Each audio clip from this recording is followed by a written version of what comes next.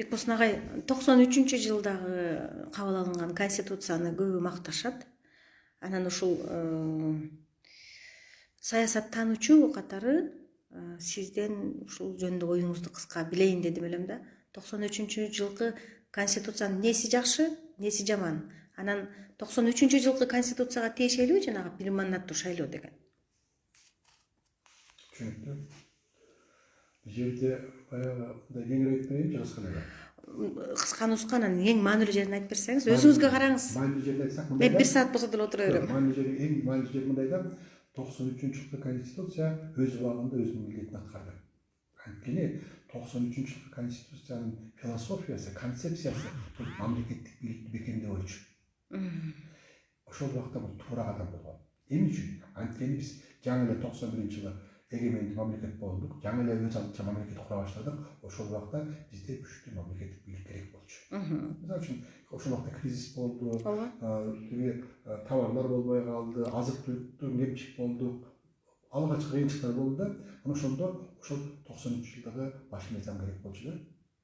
Анткени биз ошо дүйнөлүк эмеден тажрыйбадан алдык да. Мисалы үчүн биз 1956 болсо 58-жылы 1958-жылы Француздардын баш мыйзамын үлгү кылып алдык да. 93-жылы. Ошо 93-жылы үлгү кылып алдык да, ошого иштеп кеттик.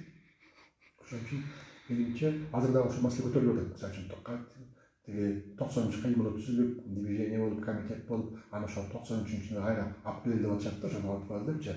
Ал өзүнүн милдетин аткаруудагы мамлекеттик бийлик бизде күчтүү болду. Күчтүү болуп ажыдар болуп кетти. Эл да баштады. Ошон үчүн ага барыштын азыр эч кандай кереги жок. Биринчиден.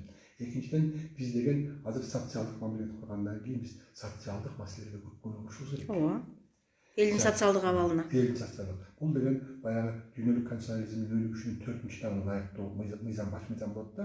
Ошон үчүн биз социалдык маселелерди көп көтөрүп атабыз. Ошон үчүн аяка барыштын кереги жок. Бул артка кетип калгандык болот го деп ойлойм мен өзүмдүн жеке оюмчу. Ал эми бир мандаттуу болсо, туура бир мандаттуу болгон, бир мандаттуу мен ушул маселени карап атам да, партиялык система бизге керекпи? Пропорционалдык система керекпи? Мен өзүмдүн жеке оюм. Бул жерден Конституциялык кеңешменин төрагасы катары эмес, партиялык система бизге керек. Партия эгерде чыныгы таза партия болсо, ал саясий көз караштагы адамдарды ошол өзүнүн кызыкчылыгы боюнча бириккенге, топтолгонго шарт түзөт. Бирок ага сөзүңүздү каралчу. 10 жылдан бери биз көрдүк го. Туура. Бул анткени 10 жылдан бери бизде саясий партия жок. Мына бизде саясий партия жок. Саясий партия дегенде бул эркин бирикме. Эркин кайсы көз караш менен бирикме? Мисалы үчүн бизде профсоюз деген бар. Чынбы, Бул кесиптик, экөөбүздүн кесибибиз болсо, экөөбүз ушундай биригебиз, тинтебиз, взносун төлөйбүз, анан күчөп калабыз, балдарды эс алдырабыз, ушундай да профсоюз. Ал эми кесиптиги ар кандай социалдык топтордун бирикмеси бар, диний уюмдардын бирикмеси бар, жаштардын бирикмеси бар, ушундай бирикмелер бар да. Ошон үчүн ошондой эле адамдар баягы саясий көз караш боюнча бирикишет да. Бизде Кыргызстанда саясий партия жөнүндөгү мыйзам 1999-жылы кабыл алынган. Ошондон бери бул мыйзам өзгөргөн жок. Сизге жагабы ушул мыйзам? Жакпайт. Ачык айтып коеюн, жакпайт. Мына азыр айтып берейин. Биз айтып атабыз, 2010-жылы айттык, биз тиги Кыргызстанда парламентаризм түзөбүз депчи. Парламентаризмдин фундаментин эмне түзөт? Саясий партия түзөт. Саясий партияң бышыккан партия болсо, ал күчтүү парламентаризм болот. Биз ошол убакта ойлогонбуз парламентаризм бар экенбиз депчи. Бирок биздин 90-дан 20 жыл мурун алган, 21 жыл мурун кабыл алган баш саясий партия жөнүндө мыйзам ал эскиди. Моралдык жактан эскиди. Ал азыркынын талабына жооп бербейт. Мисалы үчүн ошол жерде мындай деген 5-статьясы бар мемлекеттинчи. Ар бир 10 Кыргызстандын жараны саясий партия түзгөнгө түзсө болот деген гап бар да. Мисалы үчүн ушул берене менен сиз бир нече партия түзөсүз, агай, тууган, жолдош, кайын жок деген мында сөйөктөн кете берет да. Мен да ошондой партия түзүп алам да, ошон үчүн бизде таң калып атпайбы?